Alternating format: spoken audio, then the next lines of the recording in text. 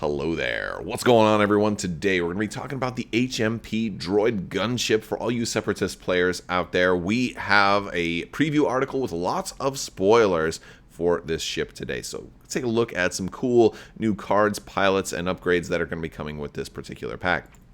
Also, want to give a shout out to Luxury Playstyle for sponsoring this video.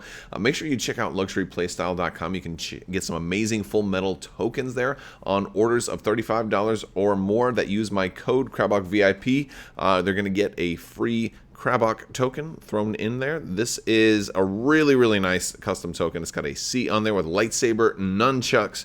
It's light side and dark side. On the back there's a 5 to mark damage, or for lots of other games also to has the red lightsaber nunchucks with Sith lightning coming out of the back. It's just amazing. You're gonna love this token, and you can use this in all of your games for a multitude of reasons, but also saving 15% using that code Crabbok VIP. Definitely want to do that. All right.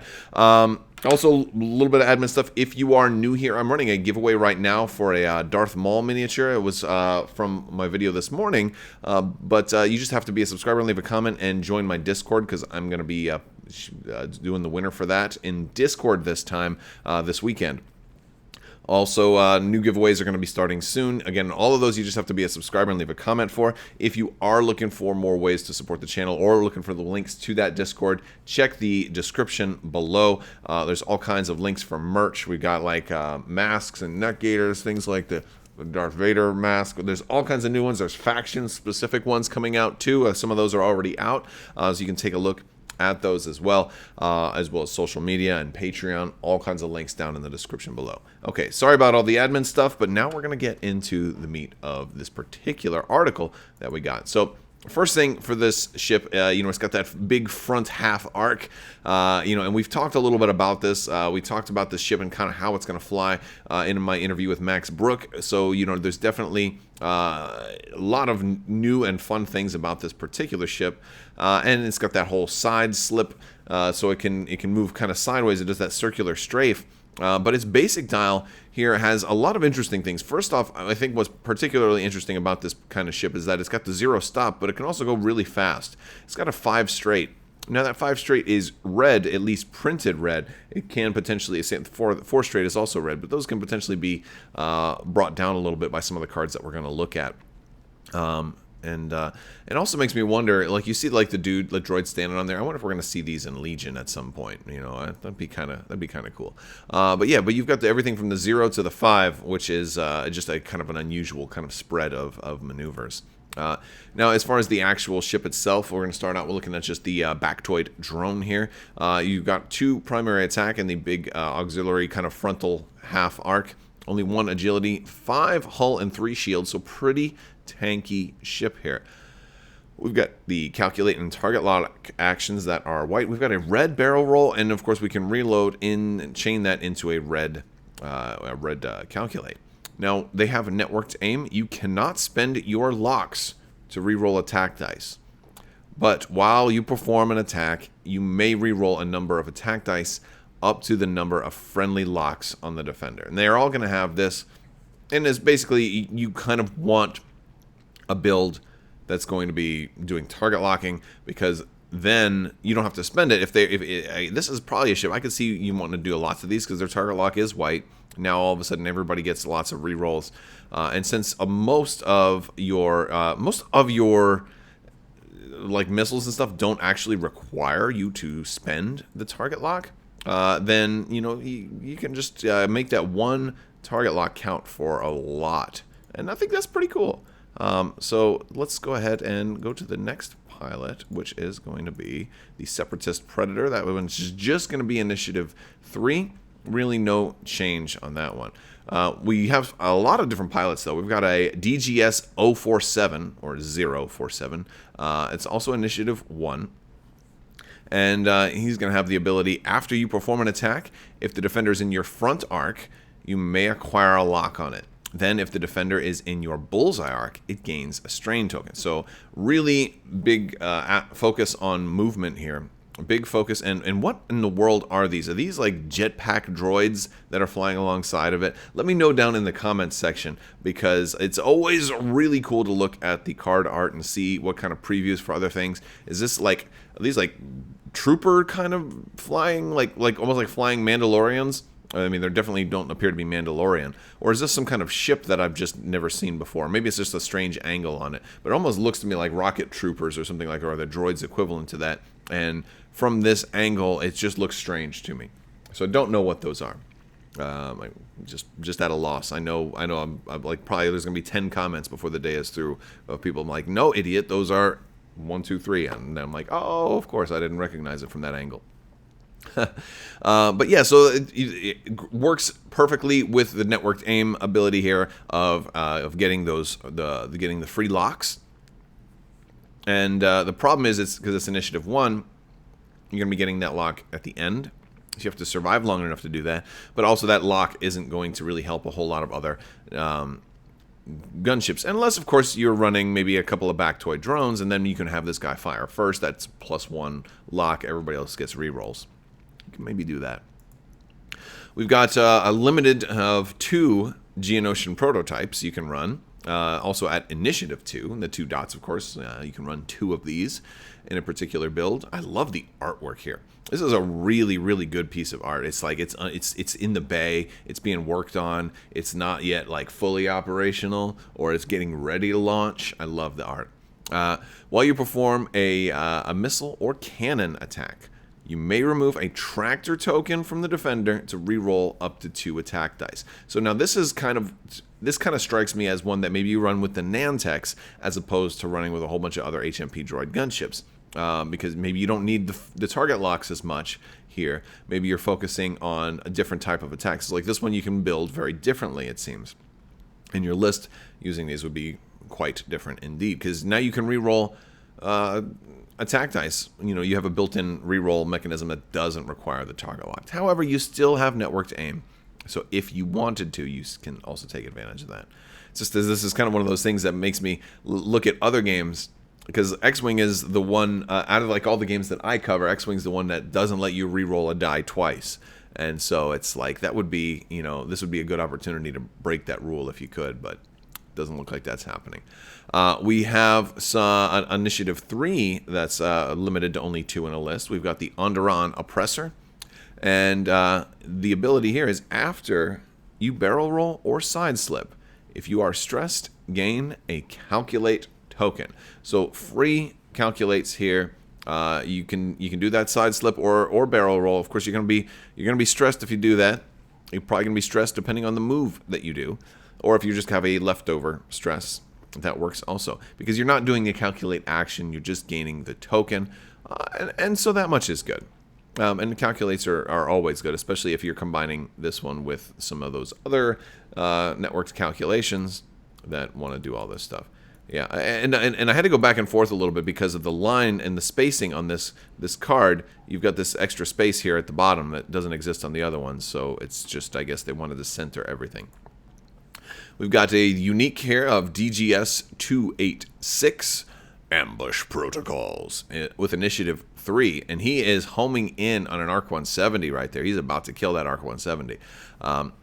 But yeah, he's got, before you engage, you may choose another friendly ship at range 0 to 1. That ship transfers 1 calculate token to you.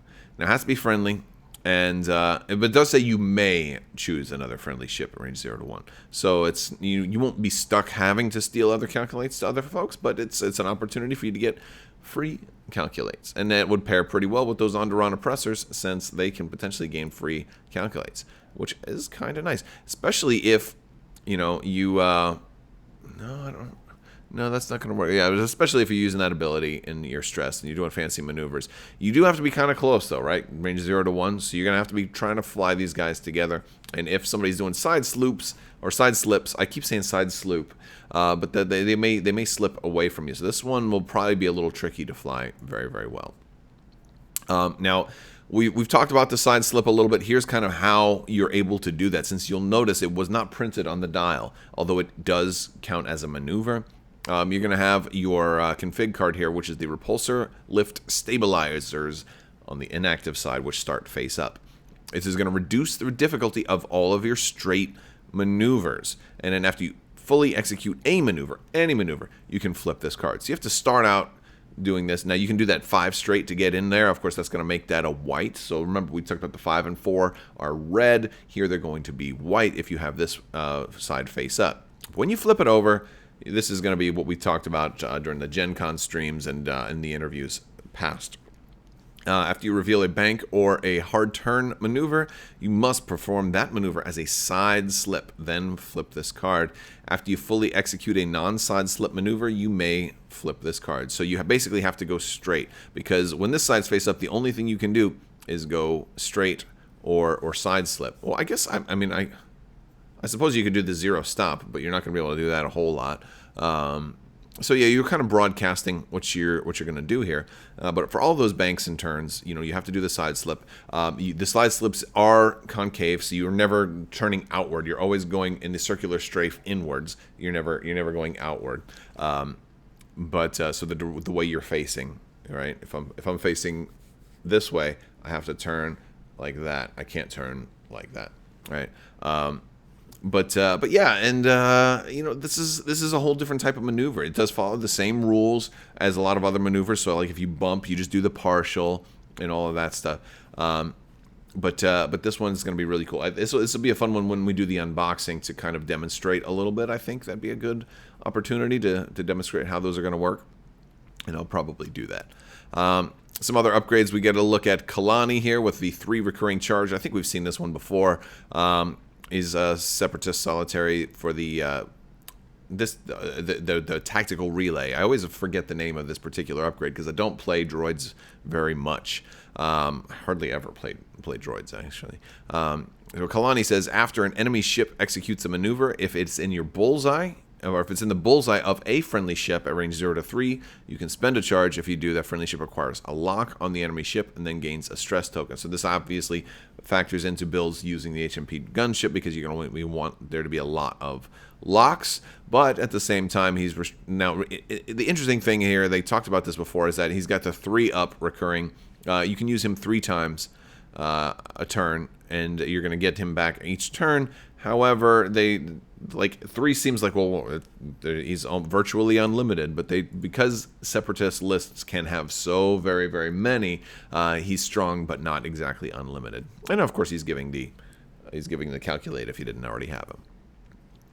The multi-missile pods are going to have the 2 missile on here. We're gonna get these, and they're the I think we've seen these already as well. But just in case you haven't, 5 charge on here. It's the entire frontal half arc and range 1 to 2, and you're going to it's gonna roll 2 dice, but you have to have either a target lock or a calculate, and you spend a charge. If they're in your front arc, you can spend a charge to roll 1 additional attack die.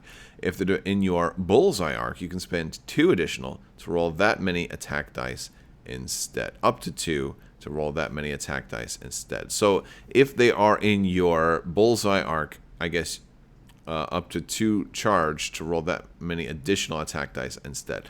So basically you can roll 4 dice if they're in your bullseye, it looks like. Am I reading that? I don't think you can get 5 dice out of this one. Well, I don't know.